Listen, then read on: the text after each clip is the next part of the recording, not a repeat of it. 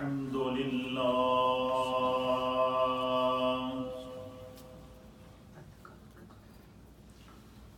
الحمد لله نحمده ونستعينه ونستغفره ونؤمن به ونتوكل عليه ونعوذ بالله من شرور أنفسنا ومن سيئات أعمالنا من يهده الله فلا مضل له ومن يضلله فلا هادي له ونشهد أن لا إله إلا الله وحده لا شريك له ونشهد أن سيدنا وسندنا ونبينا ومولانا محمدا عبده ورسوله أما بعد فأعوذ بالله من الشيطان الرجيم بسم الله الرحمن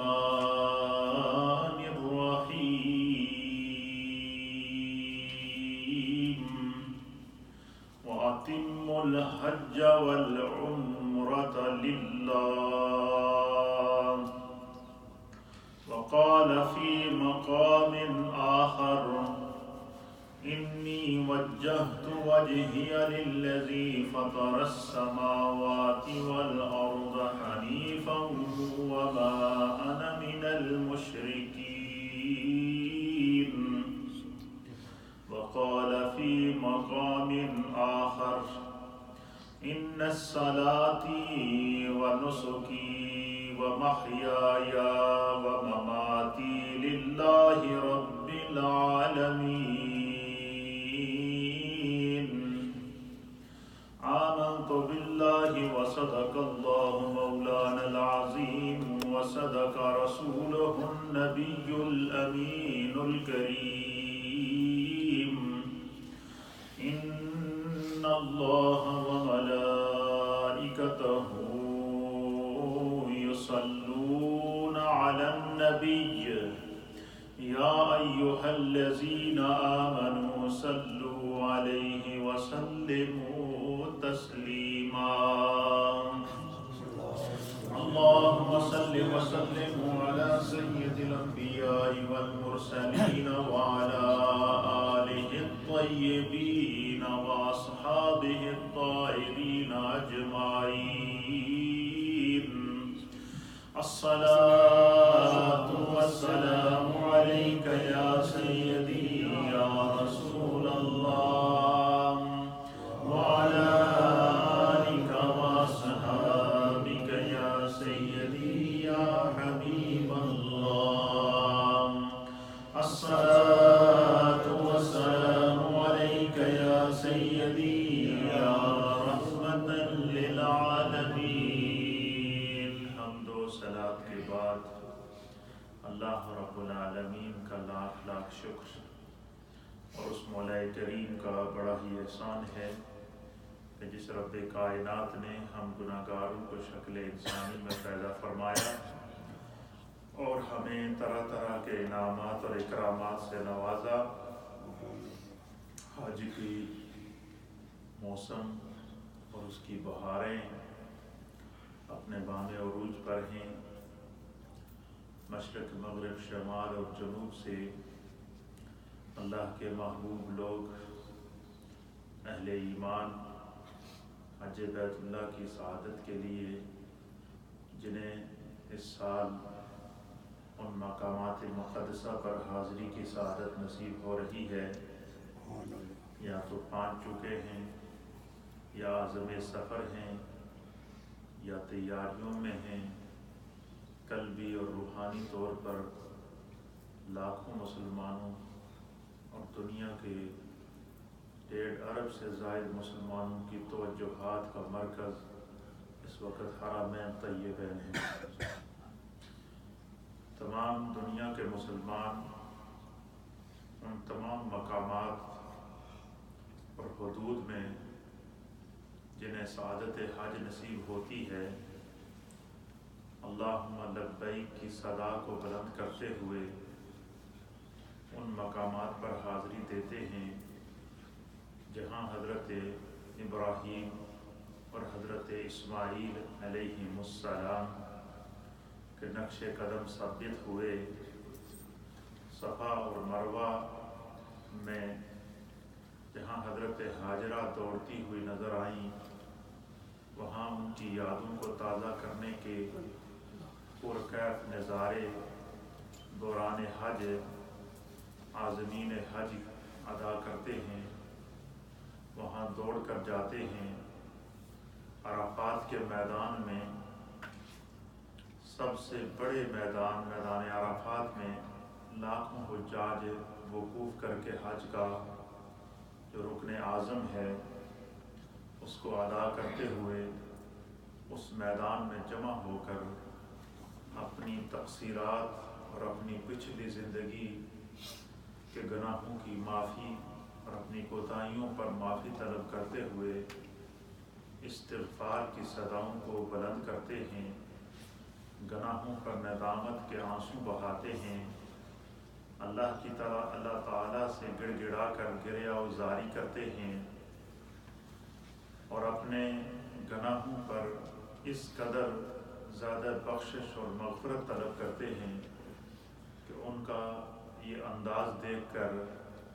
ان کی یہ عجز و نیاز دیکھ کر، ان کا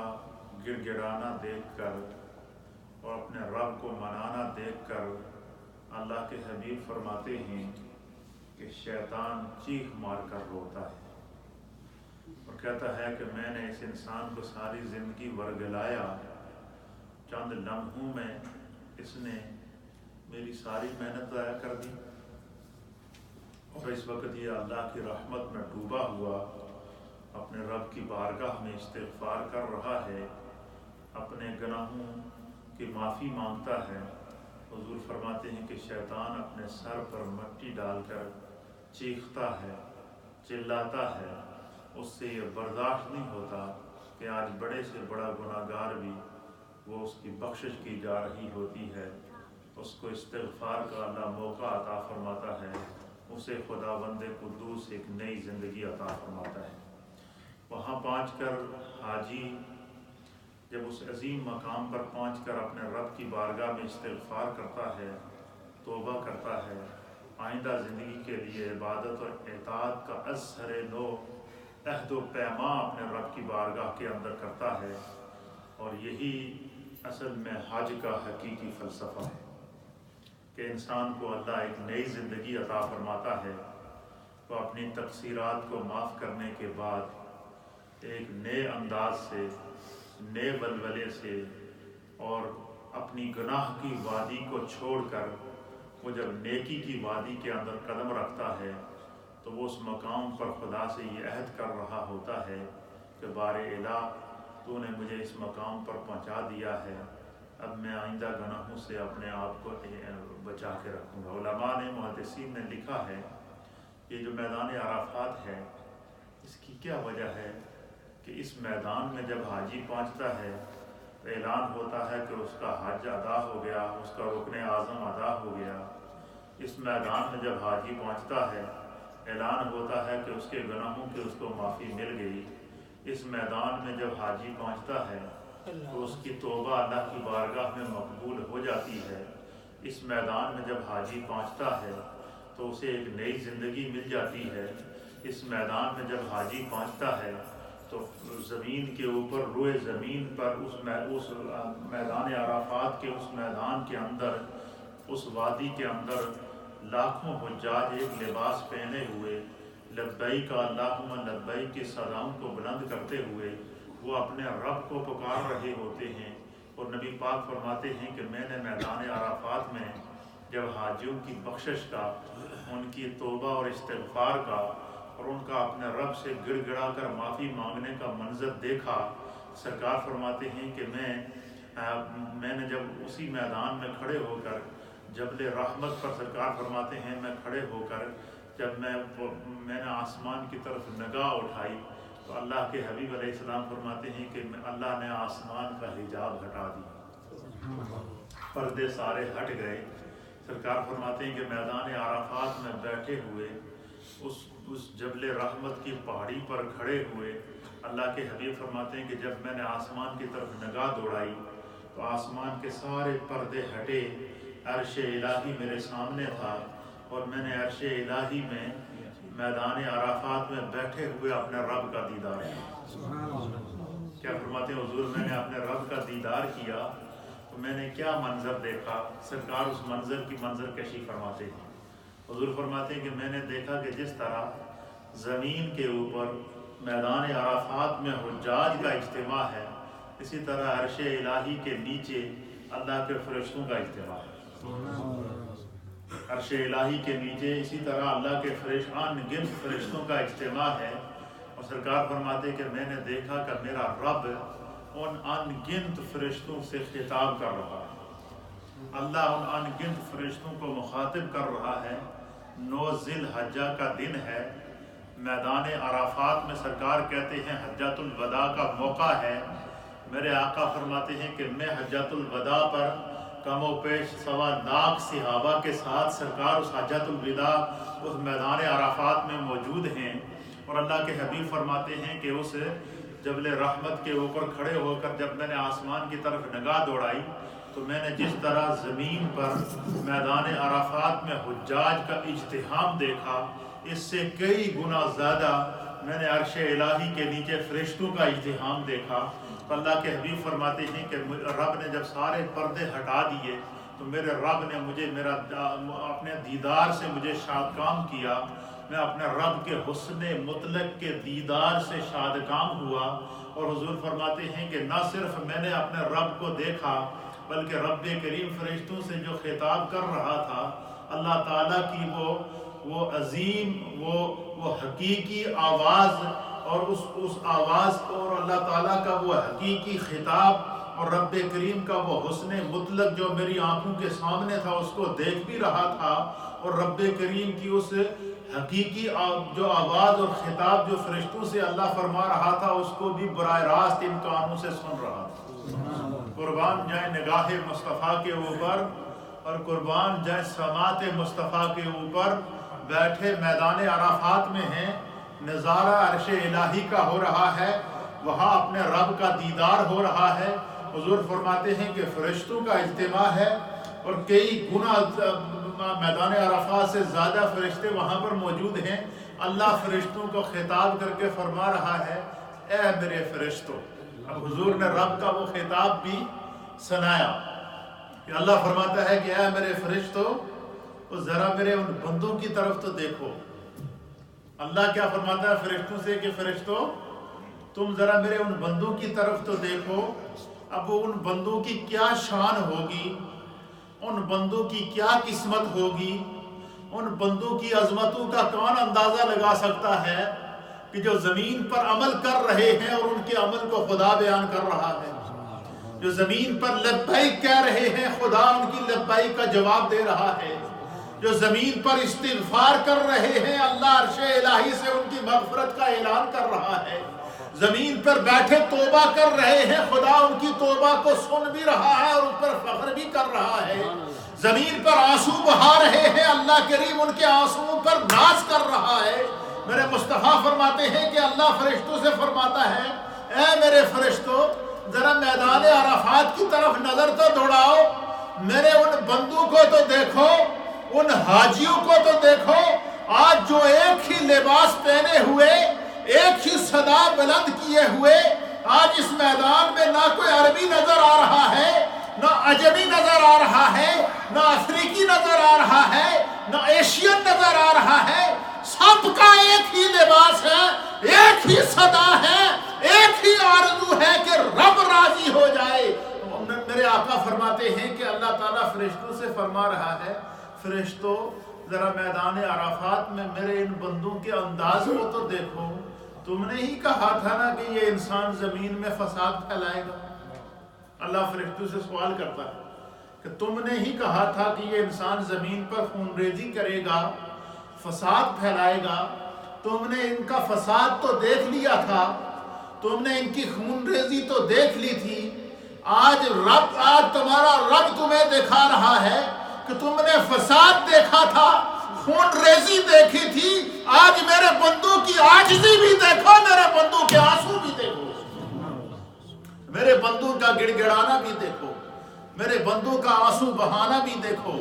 میرے بندوں کا اپنے رب کی بارگاہ میں استغفار کرنا بھی دیکھو۔ تو اللہ کے حبیب فرماتے ہیں کہ رب کریم جو ہے وہ میدان عرفات میں حجاج کی کیفیت کو فرشتوں کو دکھا کر ارشاد فرماتا ہے کہ اے میرے فرشتوں، آج تم گواہ رہنا کہ آج میرے یہ جو بندے جو دور دراز سے سفر کی صحبتوں کو برداشت کرتے ہوئے، سفر کی کلفتوں کو برداشت کرتے ہوئے، طرح طرح کی مسافتوں کو طے کرتے ہوئے، انہیں کھانے کی فکر نہیں، پینے کی فکر نہیں، پہننے کی فکر نہیں، سونے کی فکر نہیں، جاگنے کی فکر نہیں، بے آب و گیا میدان کے اندر موجود ہیں، ایک ہی صدا ہے لبیک اللہم لبیک، ایک ہی صدا ہے کہ رب راضی ہو جائے۔ تو اللہ فرماتا ہے کہ اے میرے فرشتوں گواہ رہنا،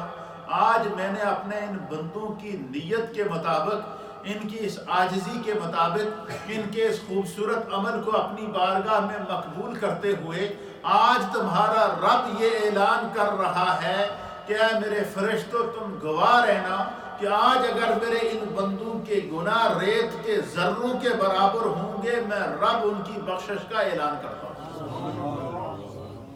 پھر سرکار فرماتے ہیں کہ صرف بات یہیں پر ختم نہ ہوئی، پھر اللہ فرشتوں کو مخاطب کر کے فرماتا ہے کہ اے میرے فرشتوں تم نے میدان عرفات میں میرے ان مومن بندوں حاجیوں کی کیفیت کو دیکھ لیا ہے، ان کی استغفار کو سنا اور دیکھا ہے، ان کے گڑ گڑانے کو دیکھا ہے، ان کی توبہ اور انابت کو دیکھا ہے، ان کی بخشش اور مغفرت کی صداؤں کو دیکھا ہے۔ تو اے میرے فرشتوں آج تم گواہ رہنا کہ ان کے گناہ اگر ریت سمندر کی جھاگ کے برابر ہوں گے، میں رب ہو کر ان کی معافی کا اعلان کرتا ہوں۔ پھر سرکار فرماتے ہیں یہیں پر بات ختم نہ ہوئی، پھر رب فرماتا ہے کہ اے میرے فرشتوں گواہ رہنا، آج اگر ان حجاج کے گناہ بارش کے قطروں کے برابر ہوں گے تو میں ان کے گناہوں کو نہ دیکھوں گا، میں اپنی رحمت کی اور اپنے فضل سے ان کے گناہوں کو معاف کر دوں گا۔ یہ وہ منظر تھا حج کا، حجۃ الوداع کا، جسے میرے مصطفیٰ نے بیان کیا۔ اور کیسے بیان کیا آپ اس تصور کو ذرا دیکھیے کہ حضور کی معیت میں کم و بیش 1.25 لاکھ کے قریب صحابہ اکرام موجود ہیں، حضور کی معیت میں صحابہ اکرام حج ادا کر رہے ہیں، اور ادھر سرکار حجۃ الوداع کا خطبہ ارشاد فرما رہے ہیں۔ خطبہ ارشاد فرمانے کے بعد پھر ادھر رب کریم جو فرشتوں سے خطاب کر رہا ہے، میرے مصطفیٰ ادھر اللہ کے حسن مطلق کو دیکھ بھی رہے ہیں، اور رب کی طرف سے جو حجاج کے لیے، گناہگاروں کے لیے جو بخشش عامہ کا اعلان ہو رہا ہے، میرے مصطفیٰ کریم صلی اللہ تعالیٰ علیہ وسلم اس کو بیان کر رہے ہیں۔ اور اس کو علماء نے بیان کیا ہے کہ یہی حج کا حقیقی فلسفہ ہے کہ انسان اپنے آپ کو بھول جاتا ہے، اپنے گناہوں کو بھول جاتا ہے، اپنے گناہوں کی سچی توبہ کر لیتا ہے، ایک نئی زندگی کا آغاز کر کے اس تاریخی یادگار کے اندر اثر نو عہد و پیما کر کے اپنے رب کی بارگاہ میں حاضر ہو کر جب واپس لوٹتا ہے تو پھر میرے مصطفیٰ فرماتے ہیں کہ رجع کا ولدت ہو امہ، پھر یہ اس کیفیت میں واپس لوٹا کہ گویا کہ اس کی ماں نے اسے ابھی جنم عطا فرمایا، گویا کہ اسے خدا نے ابھی نئی زندگی عطا فرمائی۔ اور یہی حج کا وہ تاریخی فلسفہ ہے۔ پھر اسی طریقے سے مفسرین اور محدثین نے لکھا ہے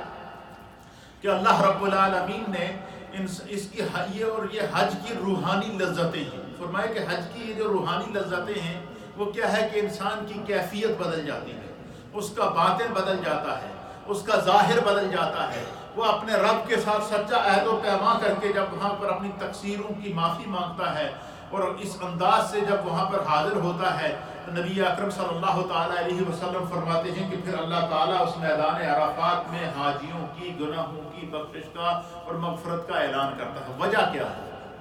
اس کی وجہ کیا ہے؟ اس کے بارے میں علماء نے لکھا ہے کہ اصل میں حاجی محنت کر کے، مشقت کر کے، سفر کی صحبتیں اور کلفتیں برداشت کرنے کے بعد ایسے مقام پر پہنچ جاتا ہے۔ یہ جو میدان عرفات یہ ایسا مقام ہے، یہ زمین کا وہ ٹکڑا ہے کہ جس کے اوپر اللہ کے ہر نبی نے قدم رنجا فرمایا۔ اب آپ اندازہ لگائیں کہ ایک حجر اسود جس کو ہم چومتے ہیں، کیوں چومتے ہیں؟ کہ یہ خدائی تحفہ ہے جو جنت سے حضرت آدم علیہ السلام کو ملا۔ اس پتھر کو ہم کیوں محبت سے چومتے ہیں؟ اس لیے کہ اس پتھر کو میرے مصطفیٰ نے بوسہ دیا ہے۔ مقام ابراہیم پر ہم جا کر نوافل ادا کرتے ہیں، کیوں ادا کرتے ہیں؟ وَاتَّخِذُوا مِن مَّقَامِ إِبْرَاهِيمَ مَصَلَّى کہہ کر اللہ نے اس کی حرمت کو، اس کی عظمت کو، اس کے مقام کو کیوں بیان کیا؟ اس لیے کہ اس پتھر کو نسبت ہے قدم ابراہیم کے ساتھ۔ یہ پتھر مقدس کیوں ہوا؟ کہ اس پتھر نے حضرت ابراہیم علیہ السلام کے قدموں کے بوسے لیے ہیں۔ میں اس کو جب محبت کے انداز میں پیش کرتا ہوں کہ مقام ابراہیم کو عظمت کیوں ملی؟ کہ مقام ابراہیم نے ابراہیم علیہ السلام اللہ کے نبی کے قدموں کے بوسے لیے ہیں۔ اسی طریقے سے نبی پاک صلی اللہ علیہ وسلم نے فرمایا کہ ما بین بیتی و منبری روضۃ من ریاض الجنہ، میرے گھر سے لے کر میرے منبر تک زمین کا یہ جو ٹکڑا ہے جو دن میں کئی مرتبہ میرے قدموں کے بوسے لیتا ہے، سرکار فرماتے ہیں زمین کا یہ حصہ مجھ مصطفیٰ سے بہت محبت کرتا ہے، اور اس کی محبت کی کیفیت کو مجھ مصطفیٰ نے محسوس کیا ہے۔ لہذا میں برسر منبر آج اعلان کر رہا ہوں کہ زمین کا یہ جو ٹکڑا میرے گھر سے لے کر میری منبر تک ہے، جس پر دن میں کئی مرتبہ میرا آنا جانا ہوتا ہے، جس میں دن میں کئی مرتبہ زمین کا یہ ٹکڑا میرے قدموں کے بوسے لیتا ہے، میں اسے جنت قرار دے رہا ہوں۔ فرمایا کہ زمین کی اس جنت، اس کو ریاض الجنہ کو یہ عظمت کیوں ملی؟ کہ اس نے مصطفیٰ کے قدم چومے ہیں۔ فرمایا کہ میدان عرفات میں علماء اور محدثین نے لکھا کہ ہر حاجی کی بخشش کیوں ہوتی ہے؟ فرمایا کہ زمین کا یہ وہ ٹکڑا ہے کہ جس نے اللہ کے ہر نبی کے قدم کے بوسے لیے۔ یہ وہ مقام ہے جہاں ابراہیم علیہ السلام نے، یہ وہ مقام ہے جہاں آدم علیہ السلام نے دعا مانگی، یہ وہ مقام ہے جہاں پر شیس علیہ السلام نے دعا مانگی، یہ وہ مقام ہے جہاں پر موسیٰ علیہ السلام نے دعا مانگی، یہ وہ مقام ہے جہاں ابراہیم علیہ السلام نے دعا مانگی، یہ وہ مقام ہے جہاں اسماعیل علیہ السلام نے دعا مانگی۔ علی ھذا القیاس کم و بیش 1.25 لاکھ انبیاء اور مرسلین نے زمین کے اس حصے کو، اس کے سینے کے اوپر اپنے قدم رنجا فرمائے اور اس پہاڑ پر کھڑے ہو کر اپنے رب کی بارگاہ میں استغفار کر کے دعا کی ہے۔ فرمایا اللہ تعالیٰ یہاں پر حج غیر گناہگار کی بخشش اس لیے کر دیتا ہے کہ حاجی محنت کر کے، مشقت کر کے، سفر کر کے، صحبتیں برداشت کر کے، کلفتیں برداشت کر کے زمین کے اس ٹکڑے کو چھو لیتا ہے جسے اللہ کے ہر نبی نے چھوا ہے۔ فرمایا کہ یہ اس اللہ تعالیٰ کے ہر نبی کی میدان عرفات میں حاضری کی برکت سے اور اللہ کے ہر نبی کی میدان عرفات میں مانگی جانے والی دعاؤں کے صدقے سے خداوند قدوس ہر گناہگار حاجی کی بخشش کر دیتا ہے۔ تو گویا کہ جب اس مقام پر بندہ پہنچ گیا کہ جہاں پر اللہ کے ہر نبی نے حاضری دی، اللہ کے ہر نبی نے قدم رنجا فرمایا، اللہ کے ہر نبی نے دعا مانگی، اس مقام کو صرف بندہ چھو لے، وہاں پہنچ جائے۔ فرمایا کہ سورج کے غروب ہونے اور فجر سے پہلے پہلے تک جو انسان جو میدان عرفات میں 9 ذی الحج کو پہنچ گیا، اور فرمایا کہ وہ صرف اگر وہ ایک لمحے کے لیے، ایک سیکنڈ کے لیے بھی وہاں پہنچ گیا، کیا ہو گیا؟ ایک سیکنڈ کے لیے بھی وہاں پہنچ گیا، اس نے جو ہے وہ وقت کے اندر وہاں قدم رکھ لیا تو اس کا وقوف عرفات ہو گیا، اس کا حج قبول ہو گیا، اس کا رکن اعظم ادا ہو گیا، اس کی دعائیں قبول ہو گئی۔ کیوں؟ کہ یہ اس مقدس مقام پر پہنچ چکا ہے جہاں اللہ کے ہر نبی نے حاضری دی۔ اب میرا سوال یہ ہے کہ جہاں मैदान अराफात में हर नबी ने कदम रखा तो खुदावंद कुद्दूस हर गुनाहगार की बख्शिश कर देता है। तो जिस मज़ार में खुद नबी मौजूद हो, जिस मज़ार पुरअनवार के अंदर वजूद मुस्तफ़ा मौजूद हो, जिस मज़ार के अंदर वजूद आदम मौजूद हो, जिस मज़ार के अंदर वजूद इब्राहिम मौजूद हो, जिस मज़ार के अंदर वजूद इस्माइल मौजूद हो, जिस मज़ार के अंदर कमो पे सवा लाख अंबिया और मुरसलीन के अजसाम मुक़द्दसा मौजूद हो, उनकी हुर्मत और उनकी अज़मतों का आलम क्या होगा।